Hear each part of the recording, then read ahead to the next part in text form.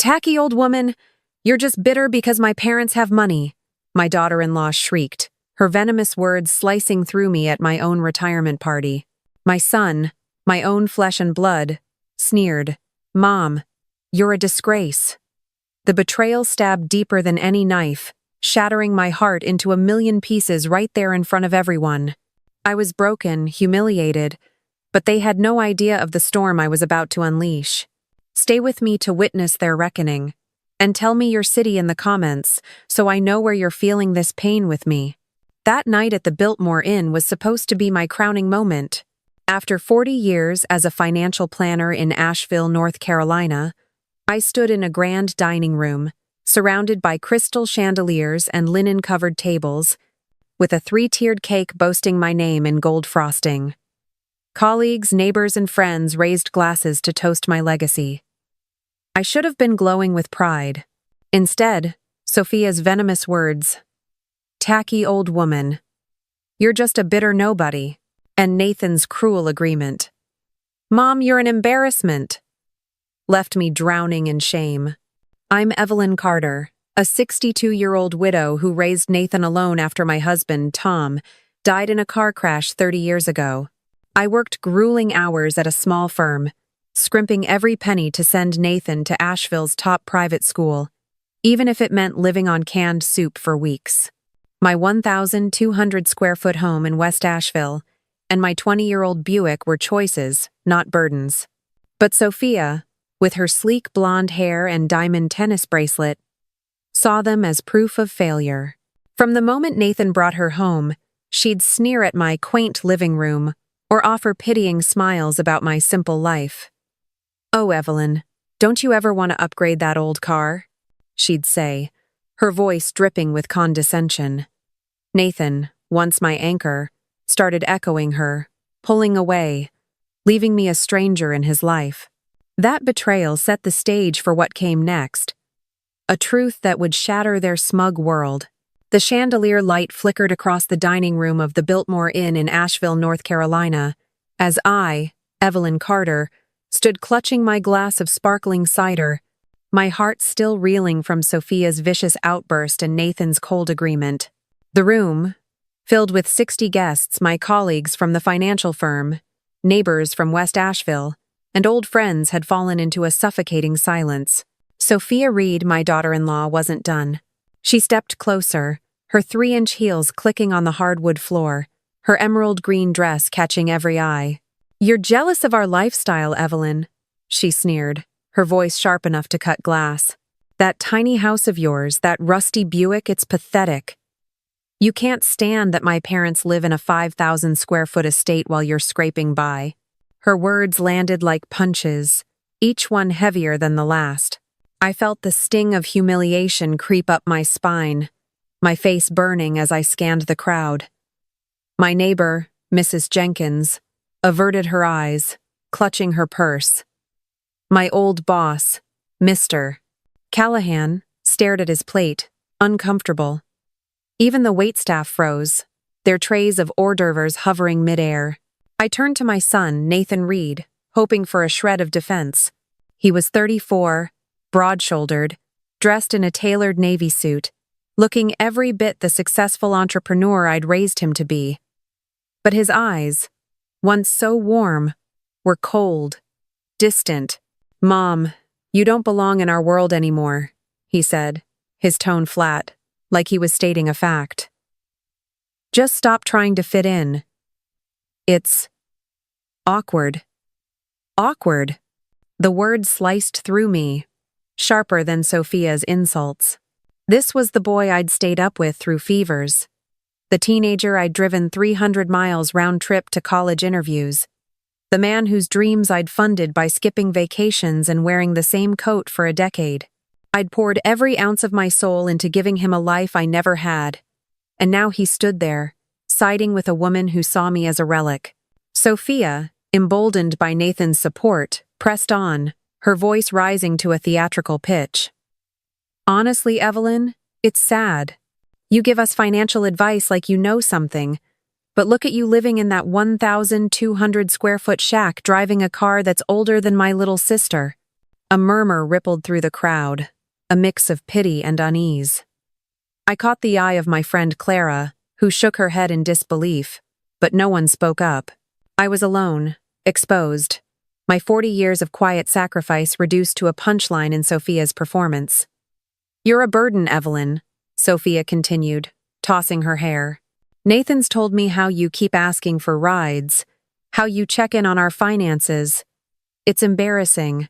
I wanted to scream, to tell them about the nights I'd worked until 2 a.m. balancing ledgers so Nathan could have new sneakers, or the times I'd skipped meals to cover his school trips.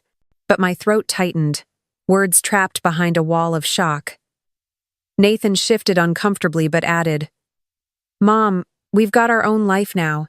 You need to let go." Let go, as if I'd been clinging to them, not the other way around. I remembered the first time Sophia came to my modest home, her eyes scanning my faded couch and chipped coffee mugs. "So cozy," she'd said, her smile thin, like she was touring a museum of failure.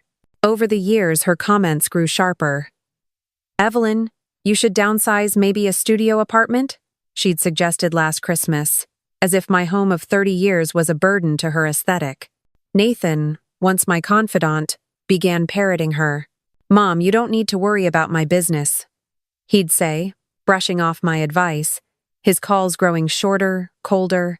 The crowd's silence was deafening, broken only by the soft clink of glasses and the distant hum of jazz. I felt like I was back in grade school, standing alone as kids whispered behind my back. But this was worse. My own son had turned against me, his betrayal a public spectacle. Every eye in the room was on me, waiting for a reaction, but I couldn't move, couldn't speak. The weight of their words pressed down, threatening to crush me. Yet, deep inside, a spark of anger flickered, a spark that would soon ignite into something they'd never see coming. The lights of the Biltmore Inn in Asheville, North Carolina, dimmed in my memory as I drove home that night, my 20-year-old Buick rattling along the quiet streets of West Asheville.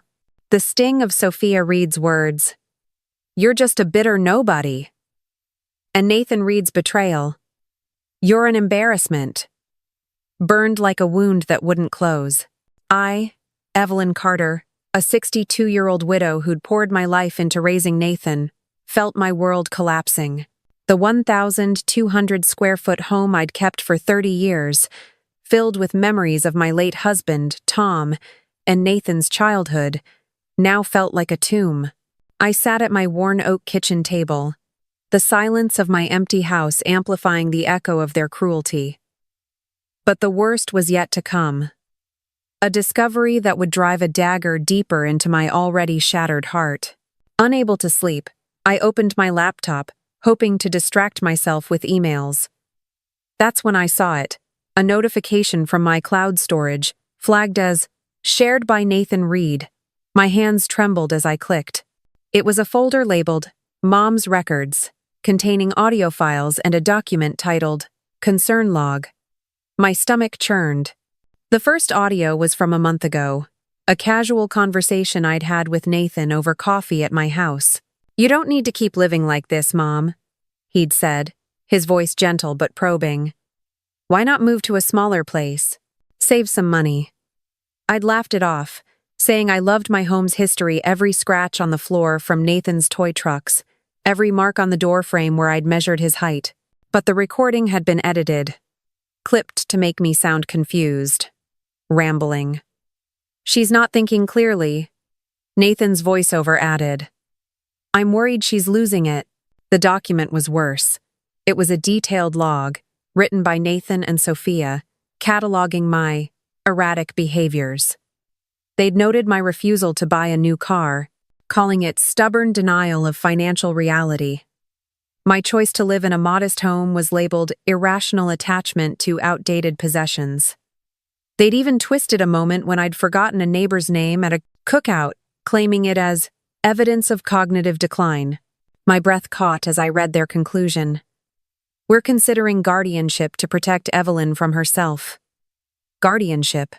My own son, the boy I'd raised through sleepless nights and endless sacrifices, was plotting to strip away my freedom, to declare me incompetent. Sophia's influence was clear. Her handwriting marked corrections in the document, urging Nathan to emphasize her confusion. "She's a liability, Nathan," one note read. "We need to act before she makes bad financial decisions." I played another recording, this one from a phone call 2 weeks ago. I'd offered Nathan advice on managing his company's cash flow, drawing on my 40 years as a financial planner. "Mom, I've got this," he'd snapped, his tone sharp. "You don't understand modern business." The edited clip cut my advice, leaving only my pause, a moment of hurt silence followed by Nathan's voiceover. "She's out of touch, possibly delusional." Delusional. The word hit like a slap. I'd worked double shifts to pay for his private school, gone without new clothes to fund his college, and now he was painting me as a senile old woman to justify controlling my life. Tears streamed down my face, hot and unstoppable, as I sat alone in my kitchen, the clock ticking past midnight. The pain was unbearable, a raw, gaping wound that felt like it could swallow me whole. I thought of the years I'd spent, shielding Nathan from hardship, the nights I'd stayed up balancing ledgers to keep our lights on after Tom's accident. I'd built a life for him, brick by brick, only to have him and Sophia dismantle it with lies. The betrayal wasn't just personal, it was a calculated plan to erase my autonomy, to reduce me to a problem they could manage. I clutched the edge of the table, my knuckles white, as anger began to stir beneath the agony. They thought they could break me, but they didn't know the strength I'd hidden for decades. That night, as I stared at the screen, a fire ignited within me, a fire that would soon burn through their world, exposing every lie they'd built. The silence in the Biltmore Inn's dining room was deafening, the jazz music fading into a distant hum as Sophia reads venomous words and Nathan reads betrayal hung in the air. My hands trembled, still clutching my glass of sparkling cider, the weight of their accusations. "You're a bitter nobody," and "You're an embarrassment," mixing with the fresh wound of discovering their plan to declare me incompetent. The 60 guests, from colleagues to neighbors in Asheville, North Carolina, stared, their pity like a heavy fog. But something inside me shifted. The pain that had nearly crushed me in my kitchen the night before, as I listened to Nathan's edited recordings and read Sophia's cold notes, hardened into resolve. I wasn't the frail widow they'd painted. I was Evelyn Carter, and I had a secret that would shatter their smug world. I set my glass down on the linen-covered table, the clink echoing in the hushed room. "Sophia," I said, my voice steady, cutting through the tension like a blade. "Since you're so eager to talk about money, let's discuss the $3 million loan I gave your parents 3 years ago to save their sinking real estate empire." The room gasped, a collective intake of breath that seemed to suck the air out. Sophia's face drained of color, her emerald dress no longer commanding attention. She stumbled back, gripping Nathan's arm. "What are you talking about?" she stammered, her voice cracking, her diamond bracelet glinting nervously under the chandelier light. Nathan's eyes widened, his tailored navy suit suddenly looking too big for him. "Mom, that's impossible," he said, his tone faltering, no longer the confident entrepreneur. I reached into my purse, pulling out my iPad with deliberate calm. "Oh, it's very possible," I replied, tapping the screen to open a digital file. "Here's the loan agreement signed, notarized, and legally binding. Your parents, Sophia, begged me for $3 million when their company was drowning in debt. They were 6 months from bankruptcy, their 5,000 square foot estate on the line." I turned the screen toward the crowd, displaying the contract's first page, the numbers bold and undeniable. $3 million at 5% interest, repayable over 7 years. The murmurs grew louder, guests leaning forward, some craning their necks to see. My neighbor, Mrs. Jenkins, whispered to her husband, her eyes wide with shock. My old boss, Mr. Callahan, adjusted his glasses, his mouth slightly open. Sophia's lips quivered, her usual poise crumbling. "That's a lie," she snapped, but her voice was high, desperate, like a cornered animal. My parents have money. They don't need your charity. I smiled, not the forced smile I'd worn to survive their insults, but one born of truth. Charity? No, Sophia. This was a business deal. They've paid only 9 months of interest, leaving $3.4 million owed, including penalties for default. Would you like me to show the payment history? I swiped to another screen, revealing a ledger of missed payments, each red entry a testament to their deceit.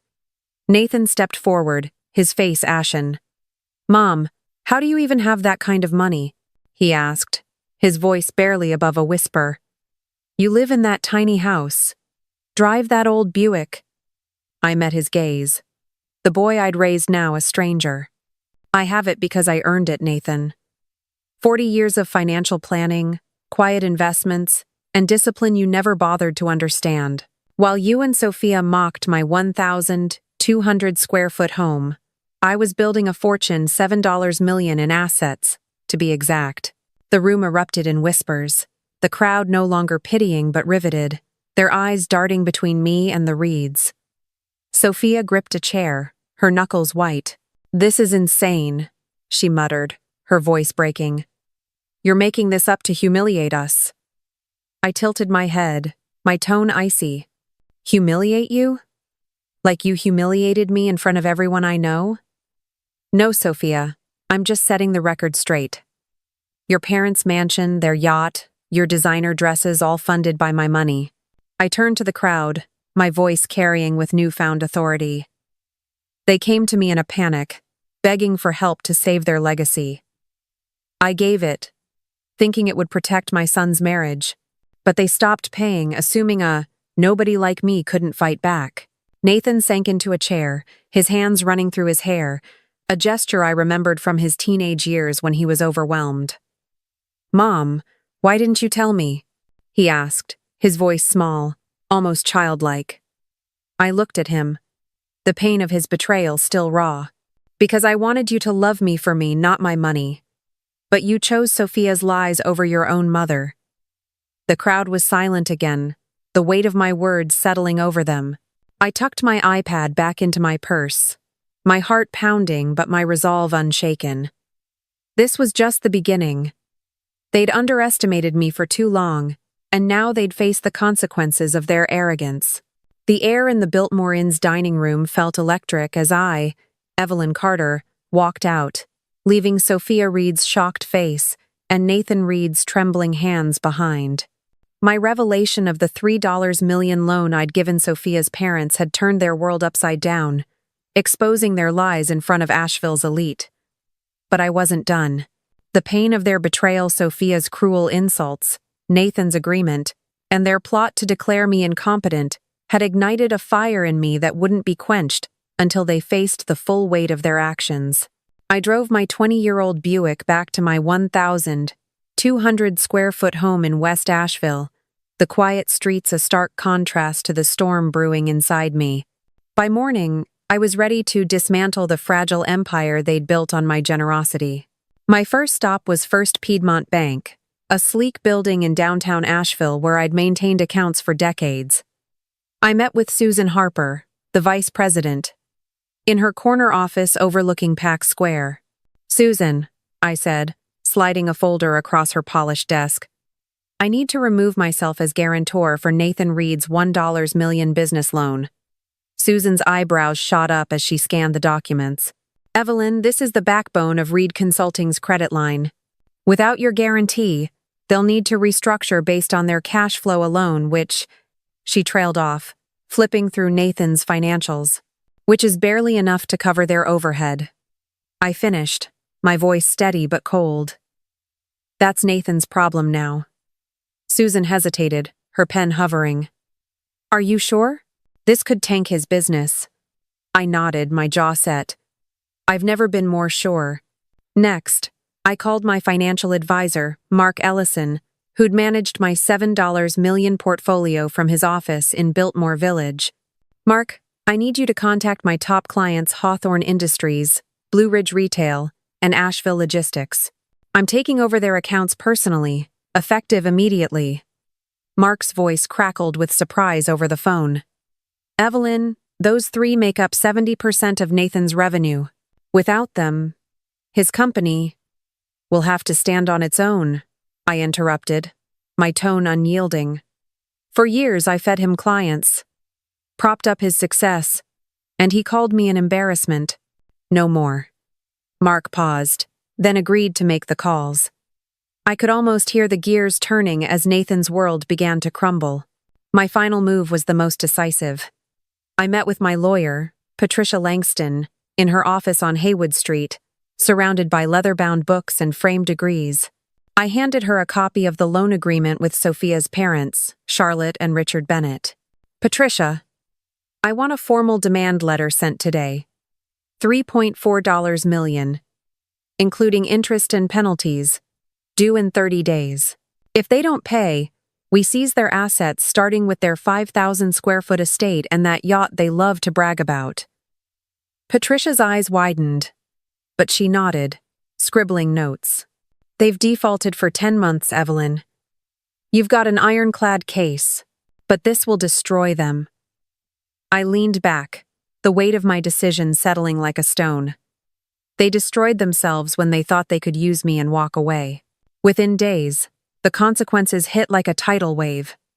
Nathan's business loan was frozen, his company teetering as banks demanded immediate collateral he didn't have.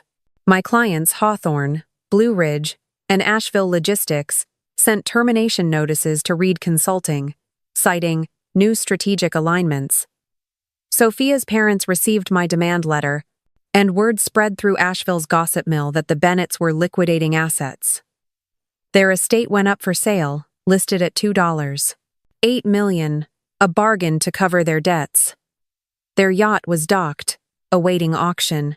Sophia's prized BMW was repossessed, and I heard she'd been seen driving a rented compact car, her designer wardrobe replaced with off-the-rack clothes from a local mall. I stood in my kitchen, sipping coffee, when Nathan called, his voice frantic. "Mom, what have you done? My business is collapsing. Sophia's parents are losing everything." I set my mug down, my heart heavy but resolute. "You did this, Nathan, when you called me a nobody. You and Sophia thought you could mock me, plot against me. Now you see what happens when I stop holding you up." He stammered. "Mom, please, we didn't mean—" But I hung up, the silence in my home no longer painful but powerful. I'd been their invisible foundation, and now that I'd pulled it away, their world was falling apart. But a new revelation was coming, one that would push their betrayal to an even darker depth, and I was ready to face it head-on. The fallout from my actions at the Biltmore Inn in Asheville, North Carolina, was seismic. My revelation of the $3 million loan to Sophia Reed's parents had stripped away their facade, and my withdrawal of support, removing my guarantee on Nathan Reed's $1 million business loan, and reclaiming my clients had sent their lives into a tailspin. Their 5,000 square foot estate was on the market, their yacht slated for auction, and Nathan's consulting firm was hemorrhaging. But as I sat in my 1,200 square foot home in West Asheville, sipping coffee from the same chipped mug I'd used for years, I felt no triumph, only a hollow ache where my son's love used to be. The recordings and logs I'd uncovered, detailing their plan to declare me incompetent, had already cut deep. Yet a new discovery was about to push their betrayal to a darker abyss, one that would test the limits of my resolve. 2 days after my confrontation at the inn, an email from my private investigator, Jack Thornton, pinged my inbox. I opened it in my quiet kitchen, the morning light filtering through my faded curtains. The subject line read, "Urgent. Bennett. Reed correspondence." My heart sank as I clicked, revealing a report that made my blood run cold. Sophia had been in contact with a high-profile lawyer in Charlotte, a shark named Victor Grayson, known for tearing apart contracts in court.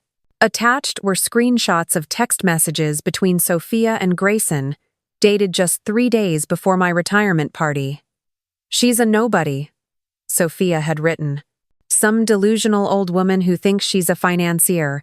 We can prove the $3 million loan contract is fake, forged, or coerced." My hands shook as I read on. Grayson's reply was chilling. If we challenge her mental capacity and discredit the document, we can void the loan, gather any evidence of her instability. I leaned back in my chair, the weight of their audacity crushing me. Not only had Sophia and Nathan plotted to strip my autonomy, but they were now scheming to erase the loan entirely, to paint me as a fraud in a court of law. The report included a voicemail Sophia had left Grayson, her voice smug and calculated. "Evelyn's been erratic for years," she said, her tone dripping with false concern. "She lives in that tiny shack, drives a junk car, and claims she has millions. It's obviously a fantasy. We need to protect her and our family's reputation." Protect me?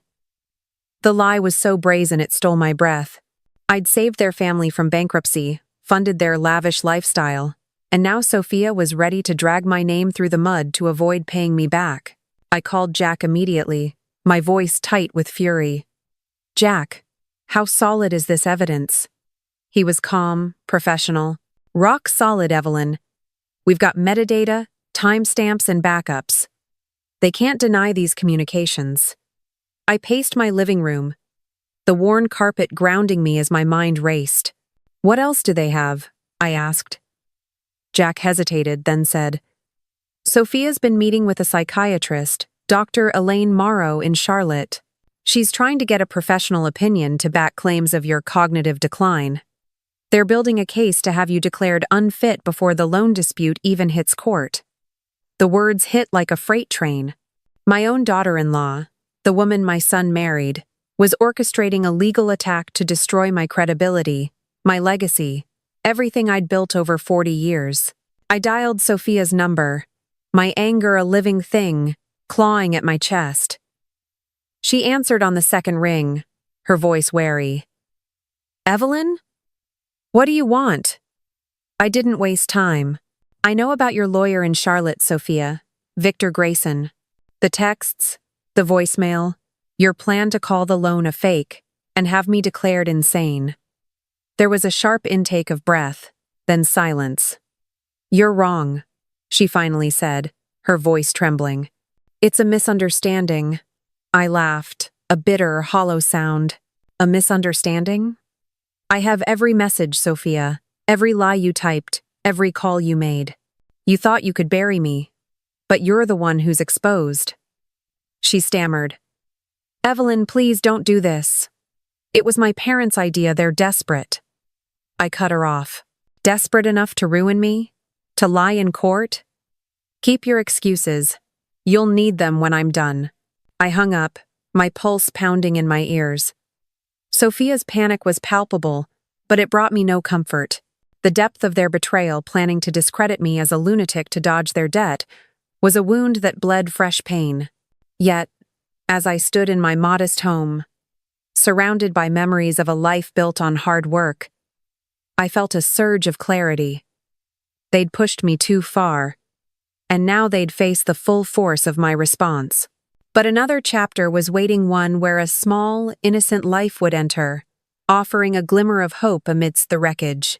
The storm I'd unleashed in Asheville, North Carolina, had left Sophia Reed and Nathan Reed reeling.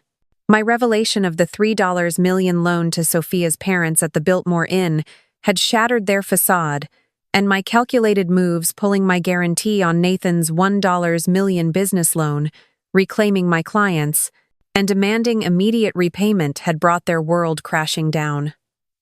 Their 5,000-square-foot estate was gone, their yacht auctioned, and Nathan's consulting firm was on its knees. The discovery of Sophia's plot to discredit me in court, branding me a delusional fraud, had fueled my fury, but it also left a hollow ache in my chest. As I sat in my 1,200-square-foot home in West Asheville, staring at the worn oak table where I'd raised Nathan, I wondered if I'd lost my son forever. Then, a knock at my door changed everything. It was a crisp fall evening, the Blue Ridge Mountains casting a soft glow beyond my window. I opened the door to find Sophia standing on my porch, no longer the polished socialite in designer dresses, but a tired woman in jeans and a simple sweater, her blonde hair pulled back in a messy ponytail. In her arms was a tiny bundle wrapped in a pink blanket Ava. my 3-month-old granddaughter. Evelyn, Sophia said, her voice soft, almost broken. Can we talk? I hesitated, the memory of her venomous words and her lawyer's text still raw. But the sight of Ava's tiny face, her eyes closed in peaceful sleep, softened something in me. I stepped aside. Come in. Sophia sat on my faded couch, cradling Ava, her hands trembling slightly. I owe you an apology, she began, her eyes fixed on the floor. I was cruel, Evelyn. I called you a nobody, mocked your life, your home. I let my pride blind me to your strength. Her voice cracked, tears welling. I convinced Nathan you were a burden, pushed him to doubt you, to record you. I was wrong, horribly wrong. I stood by the window, my arms crossed, the weight of her words mingling with years of hurt. You didn't just mock me, Sophia, I said, my voice steady but sharp. You tried to erase me.